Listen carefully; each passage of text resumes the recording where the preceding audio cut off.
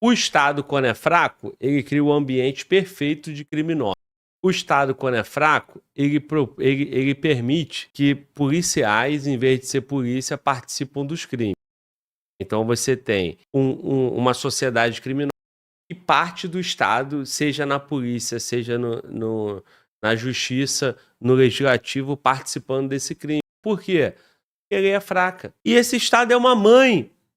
É uma mãe pro criminoso e cruel com o trabalhador. Ó. Somos todos palhaços. Aí de palhaço, ó. O funcionamento dos tribunais do crime no Brasil. Então, cara, já vou deixar o like. Iconografia da história. Joel Paviotti. Vamos nessa. Justiça formal, tá? Essas dos tribunais, ela serve exatamente para cortar o ciclo de vingança. Então o cara tira a vida de uma pessoa de outra família ou ele comete um crime, que o crime é algo que tem uma conduta que tem uma aversão social, teoricamente, uma parte dos teóricos falam isso. E a justiça, ela pega esse desejo de vingança da pessoa e fala assim, você não vai se vingar. Eu vou, como Estado, com o poder que eu tenho constituído da violência legítima, como dizia o sociólogo Max Weber, eu vou pegar esse poder de vingança pra mim, eu vou transformá-lo em justiça e eu vou punir esse cara para que você não precise se vingar. Por isso que existe essa tensão entre a justiça tá sendo feita mesmo, a pena tá sendo retributiva, a pena tá sendo à altura do que o cara fez, a justiça tá conseguindo ressocializar o cara, o sistema penal, entendeu o que eu tô falando? Mas a ideia da justiça é cortar esse ciclo de vingança. Então ela pega aquele desejo de vingança do cara, aquele poder do cara, um suposto direito de vingança que o cara teria, e transforma aquilo num rito formal e fala assim, nós que vamos julgar e fazer esse trampo. Aí manda a polícia fazer isso porque precisa de alguém que mantenha a ordem funcionando para levar isso pro tribunal. Dito isso, consideramos que os tribunais do crime são um justiçamento. Nós não podemos chamar de justiça, pois justiça é um modo formal de resolver os conflitos, apesar de muitas pessoas terem um sentimento de justiça após a ação do tribunal do e não dá para negar isso daí. Mas é claro que o enfraquecimento do crédulo na justiça formal faz com que esses tribunais ganhem muita força, principalmente nas periferias, onde realmente falta o Estado, a polícia não resolve e a justiça é cara para ter acesso e burocrática. Atualmente já é possível identificar tribunais do crime em todos os estados da federação. É tipo um McDonald's, tá? Tem em todo lugar. Vamos falar um pouco então da história desse tribunal. Vamos começar pelo Rio de Janeiro, pelo Ser Vermelho, ok? Beleza? Vamos explicar então. Bom, o Joel falou aí sobre a questão formal, né? Então o Estado fala para você o seguinte, não precisa resolver com as próprias mãos, não precisa vocês aí causando esse caos social, deixa que eu vou julgar conforme este livrinho aqui, ó. A Constituição Brasileira. Tá servindo muita coisa? Mas essa é a história contada pra gente. Aí tem a polícia para investigar, tem o juiz. Só que é o seguinte, cara, no Brasil a justiça não tem muita credibilidade. A verdade é essa. Não é que nós estamos querendo descredibilizar a justiça. É que a população assiste os jornais diariamente e vê que o André do Rap foi solto, que o outro criminoso foi solto, que o cara que matou uma jovem, o ex-namorado, às vezes não acontece quase nada, o cara pega uma pena pequenininha, o cara progride de regime. Então, já acontece hoje muita gente que prefere procurar a justiça do crime ao invés da justiça do Estado. Isso é horrível. E o Joel enfatizou bem aí. Só que se o Estado não quer isso, tem que reformar isso aqui, ó. Tem que rever partes desse livrinho aqui, porque essa história do cara ter todas as prerrogativas do mundo possíveis, a família fica sofrendo, a vítima morreu, foi embora, a família é vítima junto, e a solução do Estado é muito demorada, e quando vem, boa parte não vem. A família na quebrada, eu vi comentários na internet dizendo, cara, se acontecer com algum parente meu, em vez de procurar o Estado, eu vou procurar o crime, porque funciona mais. Então, deputados, juízes, Ministério Público, governos, vocês têm que mostrar para a população que vocês conseguem tomar conta realmente do crime.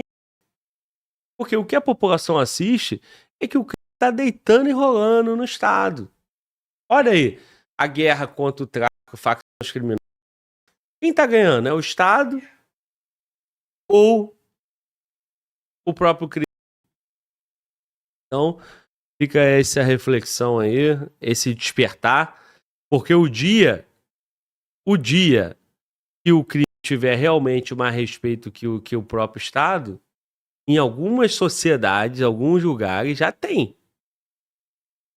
Infelizmente. Porque o cara faz compensação de valor.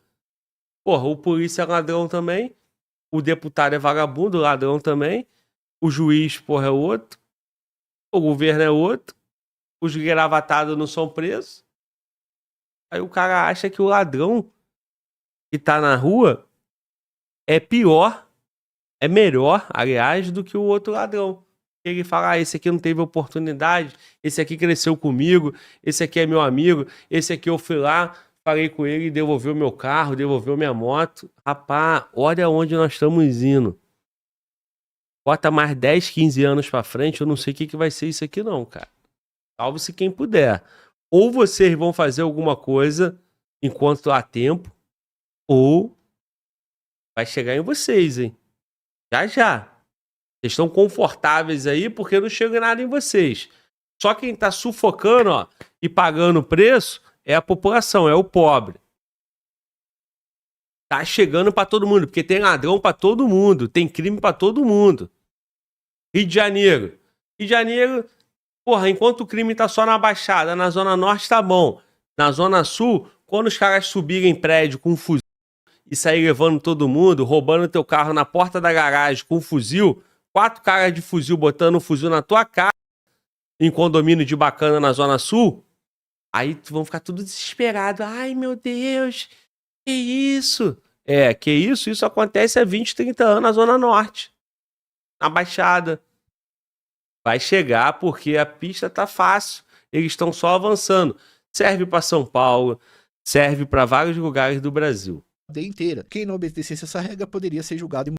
Então eles aprenderam com os caras que deveria cumprir algumas regras para organizar a cadeia. Os caras fizeram um papel com várias regras para organizar a cadeia. No final estava escrito paz, justiça e liberdade. E quem infringisse aquela lei iria pagar, mas teria um rito pro cara ser julgado naquele ponto. E geralmente o Rogério Gruber, que era o cara mais violento dessa parada, era quem chefiava isso. Então se o cara vacilasse, ele morreria. Coisa básica, não pode talaricar visita, não pode roubar os outros, não pode violar os outros e tal. E aí o cara tinha que pagar. Pô, durante os anos 80, quando o comando...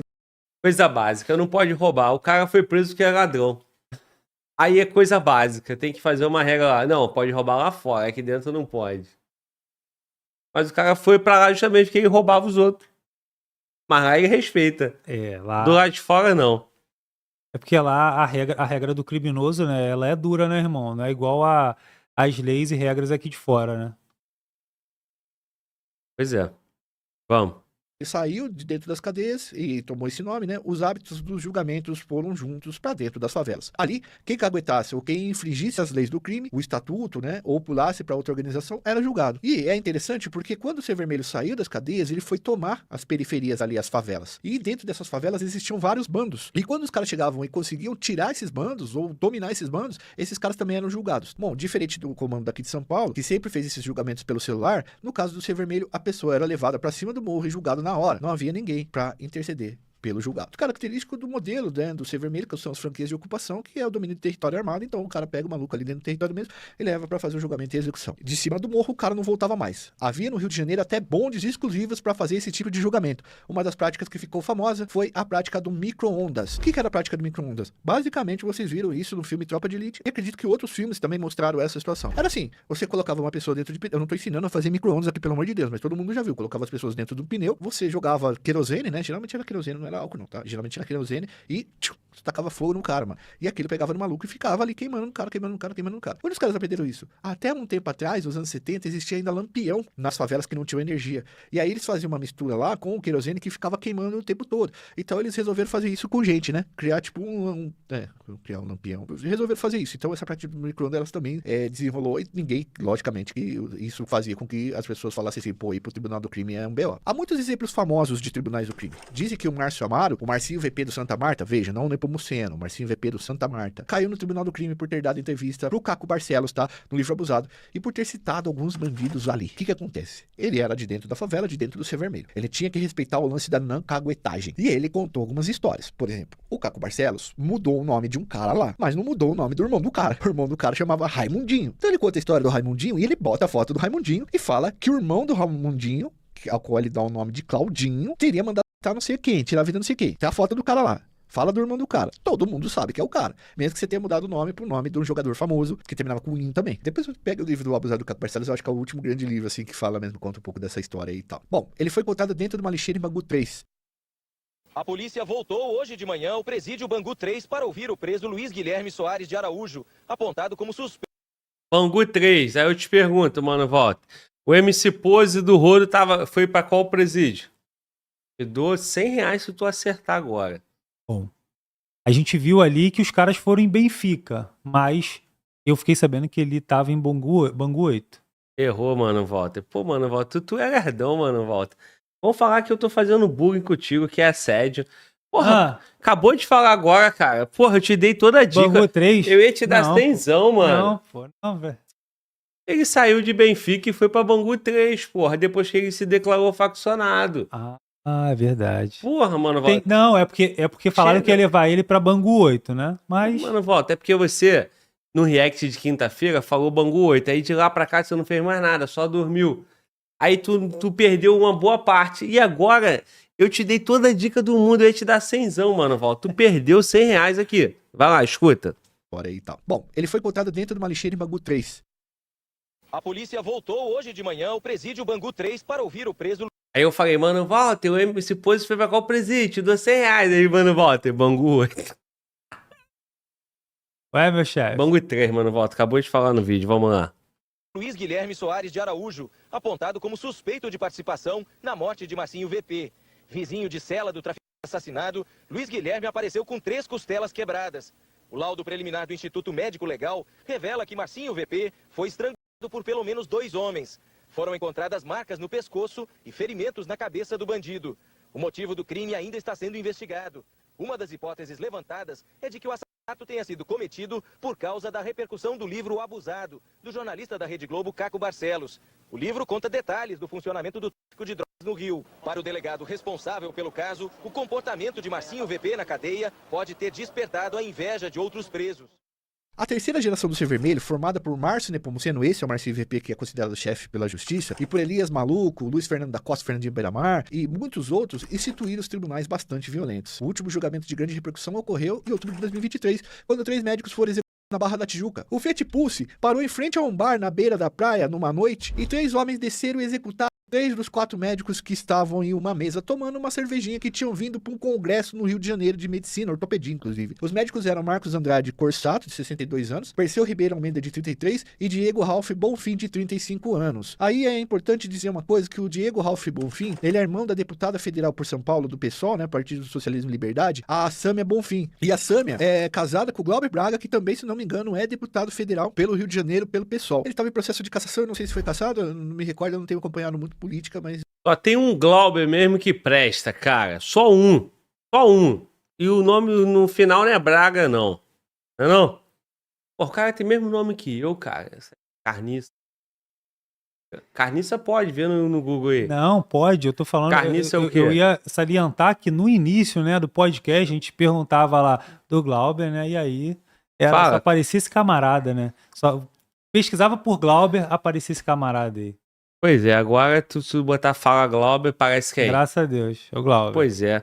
Ô, mano, volta, mas vamos lá, cara. Os caras mataram os caras aqui, ó. Na Praia da Barra. Um tava com a camisa do Santos, o outro tava com a camisa do Bahia, pô. Não dá pra perceber que ela é turista, não, pô. Cara, burrão, hein? Porra. Mano, Walter, se tu fosse assassino, tu ia ser esses caras assim, mano. Tu ia chegar lá e ia matar tudo errado, cara. Pô, cara. Não? Eu não sirvo pra essa parada, não, irmão. É muito difícil a vida desses caras aí, é muito difícil. Ouvi relato que o camarada trabalha aí, fica na responsa pra ganhar 500 conto na semana, mano. Pô, irmão, aí fica ruim, né? Aí dá ruim. Vamos lá. Rio de Janeiro pelo PSOL. Ele estava em processo de cassação, eu não sei se foi cassado, eu não me recordo, eu não tenho acompanhado muito política, mas vocês devem saber aí. E tinha um quarto médico que ficou vivo.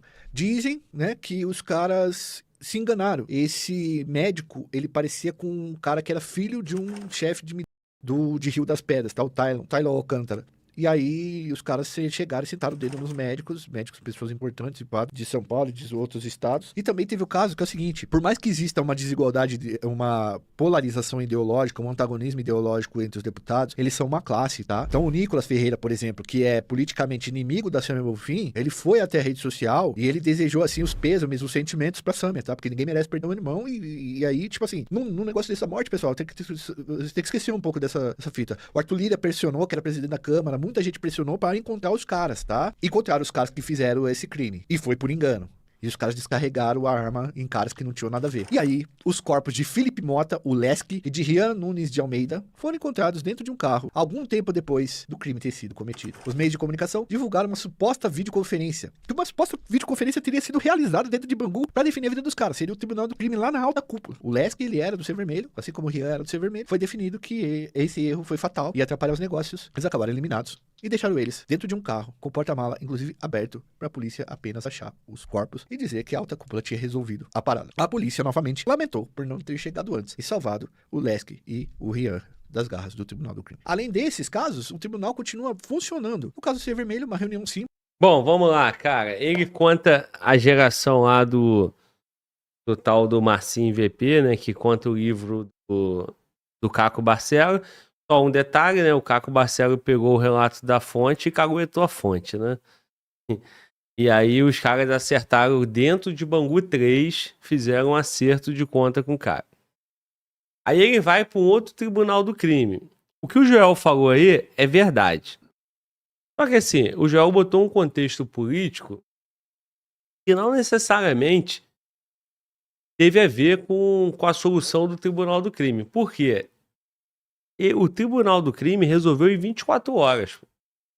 No dia seguinte, em pouco mais de 24 horas, já tinha lá os corpos dos assassinos, dos médicos, entregue para o Estado.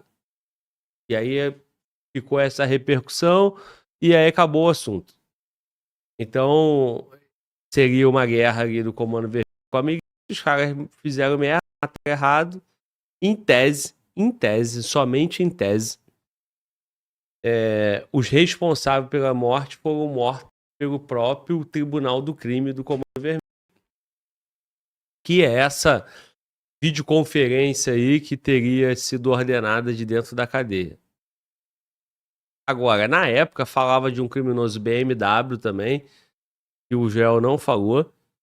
E depois teve uma outra repercussão e ficou conhecido que esse BMW estava vivo, né? Então, essa história não é muito bem contada. Joel tem toda a capacidade do mundo, até mais do que eu, documenta as coisas, faz um trabalho de pesquisa aprofundado.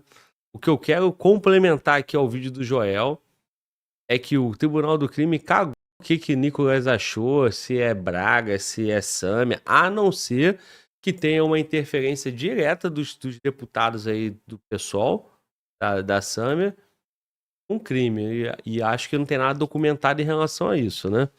Mas deu uma repercussão forte.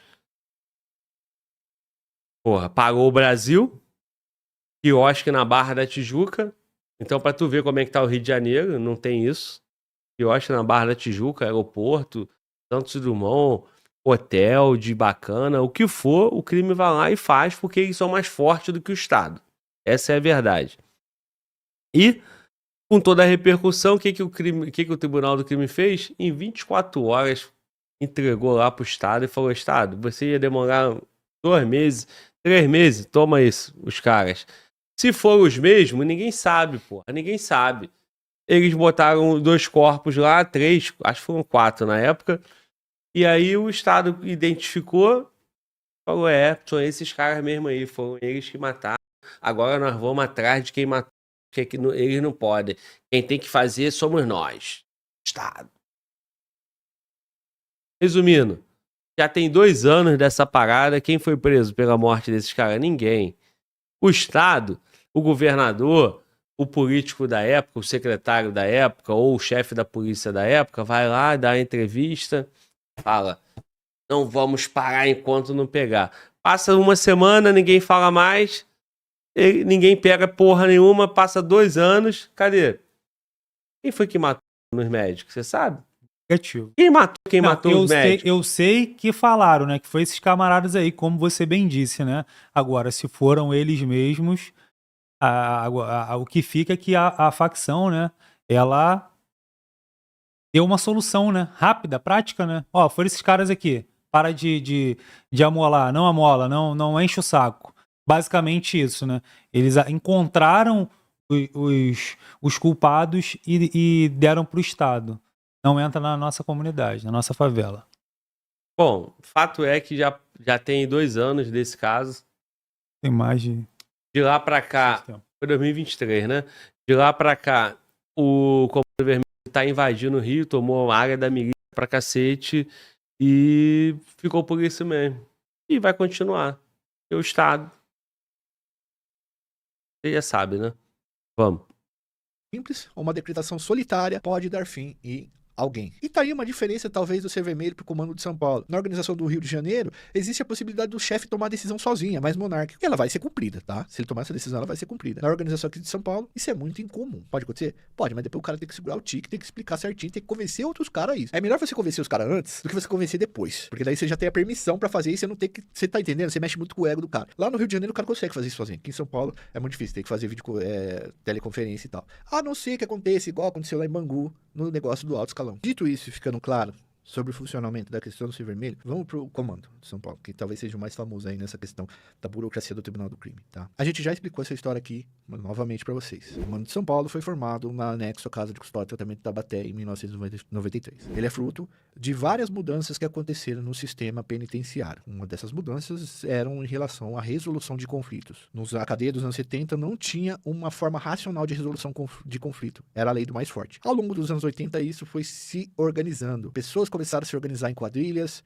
em grupos da Zona Leste de São Paulo, Zona Oeste de São Paulo, Zona Norte, Zona Sul de São Paulo, e esses grupos eles começavam a resolver isso e foram criando os rituais para resolução de conflitos. Um desses rituais, muito famoso, era o ritual da Rua 10. A Rua 10, eu já expliquei para vocês em um outro documentário, era o espaço onde esses presos, por exemplo, no Carandiru, eles resolviam. Eles aproveitavam da arquitetura do prédio, então eram 2 galerias que iam e tinha uma dobra nessas galerias, e aqui a escada ficava só desse lado aqui, ó. Então nessa dobra, os caras não conseguiam chegar, os agentes penitenciários não demoravam ou não queriam chegar mesmo, e ali os caras poderiam brigar com faca pra resolver o problema e ia estar resolvido. Às vezes nem precisava tirar a vida do cara, às vezes os caras lutavam com faca ali e aí feriu o outro cara, não acabou, apartou, já deu certo, tal, tirava o cara e resolvia a parada. E aí, em 1993, os caras organizam, fecham um grupo ali, e ao fechar esse grupo, um cara chamado Misael Aparecida da Silva, vulgo Baianão, né? O vulgo dele era Baianão, ou Misa, ele ficou preso com 2 irmãos que eram mafiosos italianos chamados Irmãos Torsi. E na Itália, a máfia, ela tinha o estatuto e ela fazia julgamentos. E aí o Misael aprendeu com esses caras como se organizar através do estatuto. E ele escreve o primeiro estatuto da organização,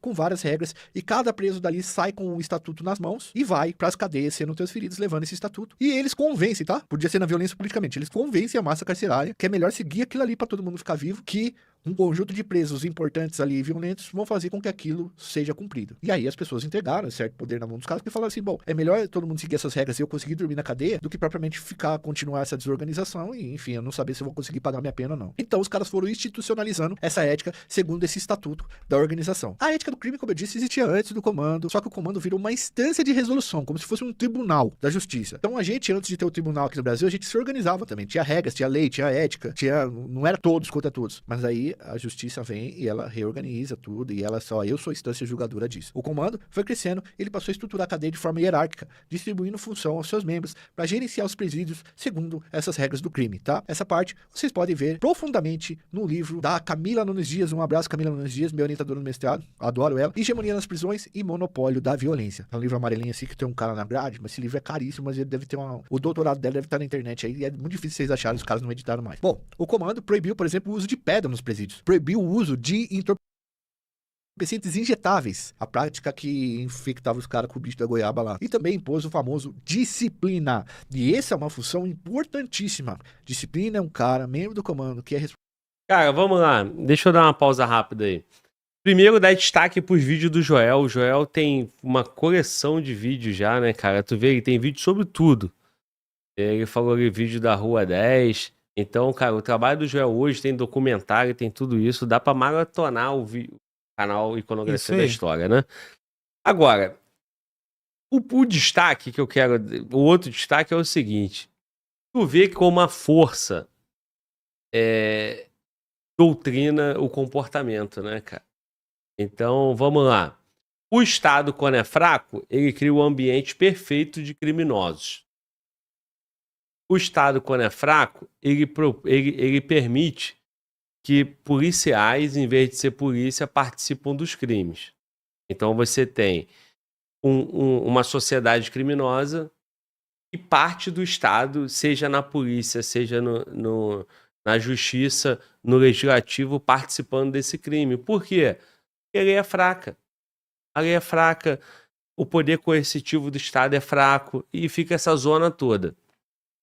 Quando o Joel está contando a história dos tribunais do crime, seja no Rio, seja em São Paulo, o que acontece no Rio ou no São Paulo? Extrema força. Ou você segue, ou então o preço é esse aqui, ó. É micro-ondas, é isso, ou é aquilo. O Estado não precisa tanto. Agora, o Estado tem que deixar de ser frouxo, deixar de ser fraco. Então, tá comprovado que o ser humano, ele segue o que ele teme, pô. Por exemplo, dia 8 de janeiro de 2023, teve um ato, uma manifestação, uma quebradeira lá na Praça dos Três Poderes, em Brasília. O que o Estado fez? Foi forte, extremamente forte. Puniu todo mundo no rigor absoluto. Prendeu mais de 1.000 pessoas ao mesmo tempo e acabou com tudo. E a mulher que botou o batom na estátua pegou 14 anos, o outro pegou não sei quanto, o outro pegou... Foi, não foi? Beleza. Hoje é dia 2 de junho de 2025.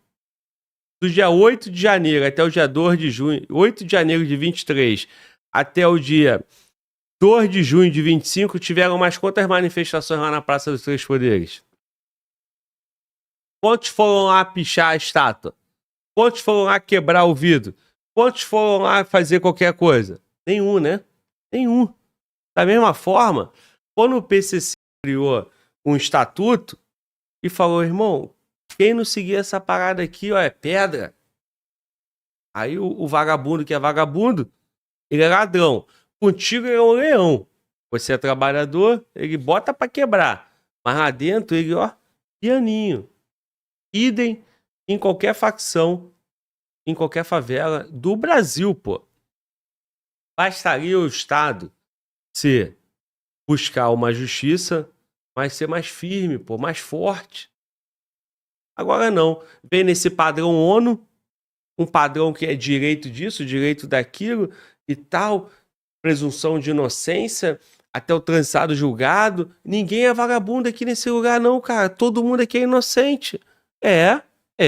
O cara comete o crime hoje, ele tem 10 anos de inocência, de presunção de inocência. Devido ao processo legal, ampla defesa, e isso e aquilo, e não pode expor o criminoso a uma situação vexatória. A imprensa vai dar repercussão, não pode algemar, não pode isso, não pode aquilo. Porra, mano. Na boa. Qual sociedade funciona mais? A do primeiro comando da capital ou a brasileira? Qual empresa mais cresce? Qual empresa tem mais lucro? Qual empresa tem mais associados? O Brasil só perde o seu povo. Brasileiro morrendo, famílias destruídas, pessoas que podem saem do país. O cara que trabalha vive uma vida de otário, paga imposto, o político corrupto roubar. Na rua, ele toma uma dura do polícia vagabundo, ele é esculachado, o cara leva o dinheiro dele. Quando ele vai acionar a justiça, porque alguém sacaneou ele paga a custa judicial, ele fica 5 anos, 5 anos, 10 anos numa ação trabalhista, tem trabalhador que fica 15 anos.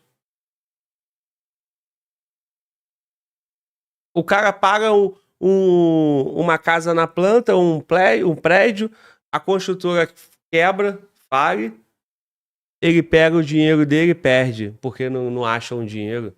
Ou toma um golpe na internet, ele entra na justiça, ganhou a ação, o juiz falou, você ganhou 50 mil. Cadê os 50 mil? Ninguém acha o cara. Tem laranja aqui, laranja lá, ninguém paga. Esse país é o país do malandro, porra. E nós... Cadê o nariz de palhaço? Nariz de palhaço. O nariz de palhaço caiu, tá embaixo da mesa, sumiu. Fazer um papel do palhaço, cara. E esse Estado é uma mãe. É uma mãe pro criminoso e cruel com o trabalhador, ó. Somos todos palhaços. Nariz de palhaço, ó. Entendeu? É isso. Aí, cara, o que acontece? As pessoas vão lá, se cansam dessa patifaria, se revoltam. E vou te falar mais, hein? Em breve, o Estado vai ser durão, cruel, com um camarada que nem eu, que tá falando o que não é pra falar. É isso, a real. A que você já sabe. Por quê? Porque é só querer botar um argumento pra ser durão, o Estado é. É crime disso, crime daquilo e tal, e não sei o que, 20 anos. Sequestra o dinheiro do cara, pega isso, aí beleza. Aí os outros, rabinho entre as pernas e vida que segue. Cara, porra, vamos respeitar o trabalhador, cara, as famílias. Porra, aqui tem uma regrinha, é um contrato social. Porra, quem respeita isso aqui, o Código Penal, cadê? Tem Código Penal em algum canto aqui no estúdio. Cara, tá lá. Porra, quem rasgar aquilo ali tem que ter um peso, uma mão pesada do Estado, porra. A mão pesada do Estado. Agora tu trabalha, compra um cordãozinho de ouro. Olha o cordão do trabalhador, olha a grossura. O trabalhador é esse, e do criminoso? Irmão, o do MC Pose, que é um trabalhador que ganha um pão de cada dia. Meu irmão, meio quilo de ouro no pescoço, porra. Não é a música dele, não fala que é meio quilo de ouro no pescoço? Não sei, se não for, faz uma música dessa aí, inventei agora. Porra. Aí, cara, o cara vai respeitar a regra forte da favela ou a do Estado? Na boa. Na boa. E outra coisa, a lei forte da favela não é pra proteger a gente não, pô. É pra proteger o interesse do crime, porque o crime vive do crime. Nós temos ninguém, irmão. Eles roubam a gente e o Estado rouba a gente também. A gente faz o papel do otário, do palhaço. É isso. É o que restou. Responsável por manter regras nos corredores da cadeia. Cara, existem cadernos que foram apreendidos por policiais penais em que o cara marca assim, hoje é dia 10/12, hoje não teve nada. Hoje é dia 9/8, fui na cela de fulano que não queria tomar banho e tal. Então esses disciplinas eles zelavam meio que pela ordem, como se fossem policiais, com todo a vênia, né, com toda, grosseiramente falando, como se eles fossem policiais ali, dos raios, né, da cadeia. E não só instituiu função de disciplina, mas instituiu também o cargo de sintonia, que são os responsáveis pela prisão. Por regiões ou por cidades, conforme vai aumentando, vai expandindo, você vai criando sintonias. E por que sintonia? Esse é um nome muito interessante. Sintonia porque tem a ver com celular. E torres tem a ver com celular também. O nome torre, sintonia, ele veio por causa do celular. Galera, o comando não seria desse tamanho se não fosse a telefonia móvel. A telefonia móvel, ela se expandiu no momento que a organização estava se expandindo também. Então uma foi alimentando a outra, tá? Só pra vocês saberem disso. E aí eu falo pra vocês que se vocês quiserem se aprofundar nesse caminho aí, leiam Laços de Sangue do procurador Márcio Sérgio Cristino, que investigou essa organização por anos e ele fez a principal delação dessa organização que foi feita pelo Gileão, que ele conta toda essa história. Márcio, a gente espera você também aqui de novo pra fazer uma live. Eu queria pelo menos entrevistar você, Márcio. Não precisa nem ser...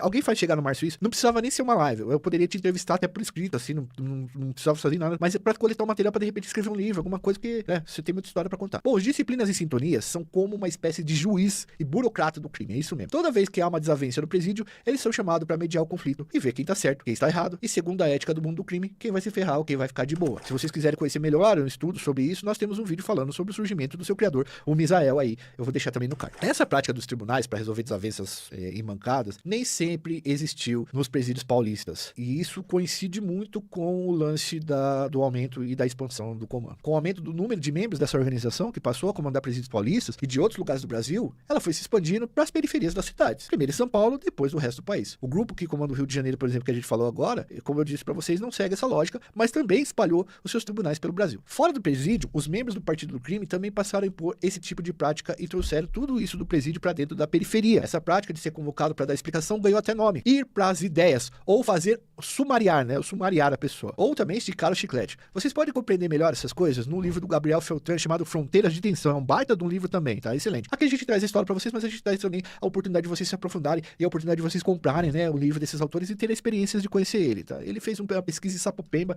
e, malandro, vou falar pra vocês, os caras matam a gente em Sapopemba e tá direto lá no direct, já sei quem picou, não sei quem em Sapopemba, tá? Ir pras ideias, muitas vezes significa não voltar mais pra casa. Funciona assim, você mora em uma quebrada que tem membros da organização e de repente você se envolve em uma briga de bar e acaba tirando a vida de uma pessoa que não tinha nada a ver com o assunto. A família dela, ao invés de se vingar de você, do cara que perdeu a vida e por conta do cara que perdeu a vida, ela pede auxílio pra organização. Porque se ela for na polícia, muitas vezes não vai resolver a situação ou vai demorar pra resolver por conta de uma burocracia pesada estatal. Você, que brigou no bar e tirou a vida de um inocente, vai ser levado pra um debate em uma casa com os membros dessa organização. Esse é o famoso ir pras ideias. Os chefes chegam a um veredito de quem tá certo e de quem tá errado. De certa forma, aplicam a lei deles lá. Alguns autores afirmam que a dificuldade de acesso à justiça formal e a burocracia do sistema incentiva esse tipo de prática. O cara acha melhor procurar um membro da organização que tentar um advogado e entrar com um processo que pode durar anos. Inclusive, se for investigado e se houver indiciamento em certas localidades. Porque dependendo do que acontecer, ninguém vai atrás, tá? Tem uma reportagem da revista Vice, muito interessante, que a gente vai deixar nas referências, que explica muito bem o funcionamento desses tribunais. A matéria foi retirada de uma investigação da Polícia Civil que contém 12.000 páginas. Mas assim,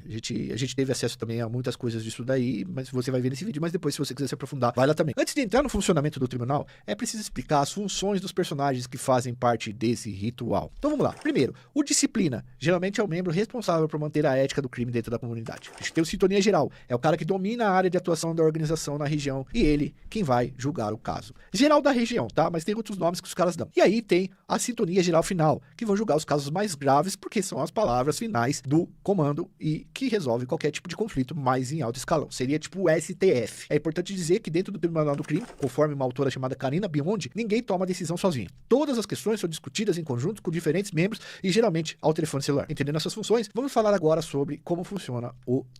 Tá vendo aí? O crime, ó, ainda é até mais justo que o Estado, né? Porque no Estado o cara toma a decisão sozinho, né? É. Quem soltou o Pose? O Maravilha. desembargador do plantão. Quem proibiu a polícia botou regras na operação da polícia? A DPF 635. Um ministro do STF.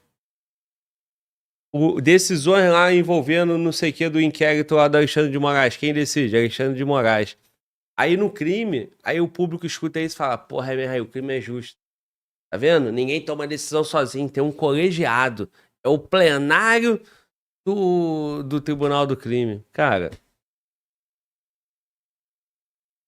E é uma estrutura sedutora pra muita gente. Pra muita gente. Faz sentido, cara?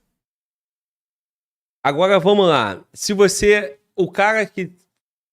Uma briga de bar é melhor do que levar pra delegacia que não vai dar em nada e realmente tem grande chance de não dar em nada.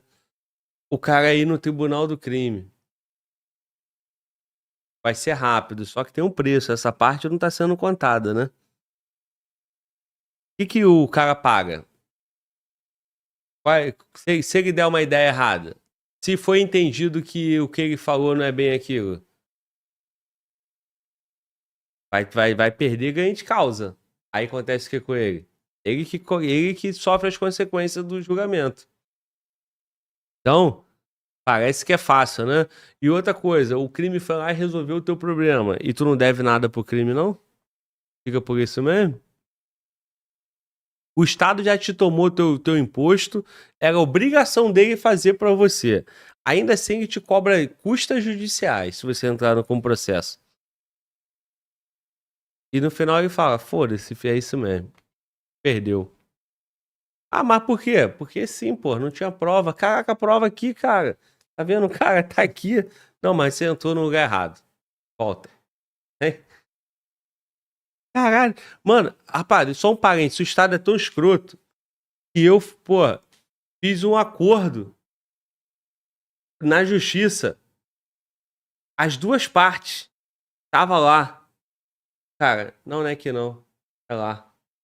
Aí, porra, o advogado Gardão, né? Deu mole, né? Aí volta tudo, cara. Demora um tempão. Porra, e tu paga tudo de novo. É loucura, mano. O Estado é assassino. Ele leva tudo que é teu. Ele leva teu tempo, teu trabalho, tua paz. Ele não resolve o teu negócio, cara. Está caro pra caramba. Pelo amor de Deus, cara. Ó, semana passada o Guerreiro bateu no meu carro, mano. Tô dirigindo, de repente, bum, o maluco bateu na minha traseira. Porra, quando eu saí do carro, o cara ainda me conheceu. Porra, Globo, é você, cara, foi mal. Eu falei, sou eu, tu deu sorte, né? É um otário que tu bateu, porra. O cara não pagar, irmão, quem vai pagar? Eu, porra. Eu botar ele na justiça. Porra, meu irmão, uma novela do cacete, cara. Então, cara, o Estado não resolve porra nenhuma de ninguém, não, cara. Ele vai tomar teu imposto, vai tomar tudo, vai tomar aquilo. E quando o bandido te roubar? Algema ele não, tadinho. Algema não. Ele só queria o bem patrimonial. É. Vida é mais importante. Você tá vivo. Trabalha mais. Compra de novo. E graças a Deus que você tá vivo. Olha pra você. Sua família é linda. Porra, meu irmão, a gente é muito otário, cara. E o boleto que tu pagou fica por isso mesmo. É. É isso. Como eu sou otário, eu vou continuar acessando o Estado. Se você for espertão, você vai tomar outras decisões. É bem provável que o seu problema vai ser resolvido. Agora, as consequências, né? Aí eu não sei como é que vai ser. Vamos lá. Tribunal da organização. Lembrando que tem ações condicionadas e incondicionadas. Quem é da área de justiça penal, advogado criminal, vai saber o que eu tô falando. Uma ação condicional é uma ação que o cara tem que ir dar uma queixa. Então, por exemplo, tirar a vida do irmão dele, ele vai procurar a organização criminosa. Agora, existem as incondicionais. Por exemplo, o cara é Jack, ele cometeu um crime contra uma criança ali, o que vai acontecer com ele? Os caras já vão pegar ele, porque é um bagulho incondicional. É a mesma sistemática de justiça, tá? Bom, nas comunidades dominadas pela organização, cabe aos seus membros resolver os conflitos. Tanto de quem pertence ao grupo, quanto de quem vive naquele local. Gente, resolver o problema dos outros é um inferno. Quem trabalhou com público no Brasil sabe o que eu tô falando. Sabe o que eu tô falando. Eu trabalhei em escola um bom tempo e basicamente a escola é resolver o problema dos outros. Você nem educa, mas você só fica resolvendo o problema. É um inferno. O que acontece? Os membros, eles têm que resolver o conflito daquela região. Essa é uma estratégia para manter a ordem, conforme as leis da organização. E evitar, lógico, a presença da polícia da comunidade. Quando alguém surge com uma queixa de roubo, agressão ou morte, quem comanda o local tem que tomar providências para que seja realizado um julgamento do tribunal do crime. Julgamento. Vamos supor que alguém pule o seu... Aí, cara, essa rapaziada aí não quer fazer o trabalho sério, não, né, cara? Porra, eu falei que o cara bateu na traseira do meu carro, mano. Conteúdo maneiro. O pessoal do chat aqui só falando disso, cara. Perguntou se a traseira tá boa. Tá não, irmão. Tá amassada. O maluco deu um porradão na traseira do carro, cara. Que isso, rapaz. Porra, tá vendo? Por isso que o Estado não faz nada, cara, hein? O povo é tudo bobo, o povo se diverte com tudo, cara. O Estado vai fazer o quê, cara? Deixa eles se divertem, eles ficam zoando um outro. Eles falam lá ele. Lá ele. Aí, porra, foda-se, meu irmão. Não precisa resolver nada, não. Eles que se virem. Voltando pro vídeo. seu quintal e furte um botijão de gás, você precisava daquilo para suas crianças comerem, mano. Tem muito esse apelo também, olha, mas por que o botijão de gás vai fazer tanta falta para você assim? É seu, tomaram, beleza, mas por que você trouxe pra cá? Pô, porque eu tenho 4 filhos, eu não tô conseguindo cozinhar pra eles, eu não tenho dinheiro, vão passar fome, pô, aí fica mais grave, você tá entendendo? O correto seria o cara sair, né, roubar o botijão de gás, seria o cara sair da periferia, ia até uma delegacia que muitas vezes fica longe e fazer um boletim de ocorrência. E galera, putz, eu já fui em delegacia e... Eu vou dar um exemplo pra vocês de uma amiga minha que é médica, ô Iana, não sei se eu posso falar seu nome aqui, mas tô falando, é esposa de um grande amigo meu também, o Caio Pisca, vulgo Caio Pisca. pisca. Houve uma falsificação do bloco de atestado dela, tá ligado? Quem pegou isso aí se deu bem pra caramba, esse CLT. Os caras pegaram o bloco de atestado dela e falsificaram. E ela foi fazer um boletim de ocorrência, né, da falsificação do atestado. E, cara, na delegacia, na porta da delegacia, não sei se eu ainda tenho essa foto, na porta do banheiro da delegacia tava escrito assim, favor não roubar o papel higiênico na porta da delegacia. Então quer dizer que os caras já roubaram várias vezes o papel higiênico. Mas assim, ela fez, só que a delegacia tinha muito mais crimes pra resolver, muito mais graves, e aí, tipo assim, dela foi ficando pra... O pior não é o cara roubar o papel higiênico na porta da delegacia. O pior é a porra do Estado e a polícia pedir por favor pro cara não roubar, porra. Deixa o cara roubar o papel, porra. Mas que o cara seja pego, né? E penalizado porque ele roubou o papel. Ai, que cruel. Agora não. Imagina, dentro da polícia, Por favor. alguém vai lá e ainda tá roubando. Aí tem assim, favor não roubar. Meu irmão, não dá uma bugada? Porra. Teve uma vez, cara, o polícia contou aqui que o cara, o ladrão, porra, foi no pátio e roubou a moto dentro da delegacia, porra. Verdade. Verdade. Tu lembra dessa? Lembro, à noite os Porra. caras invadiram lá, né? Levaram. Tentou, né? Então, cara, não é isso. O que não vai roubar o papel?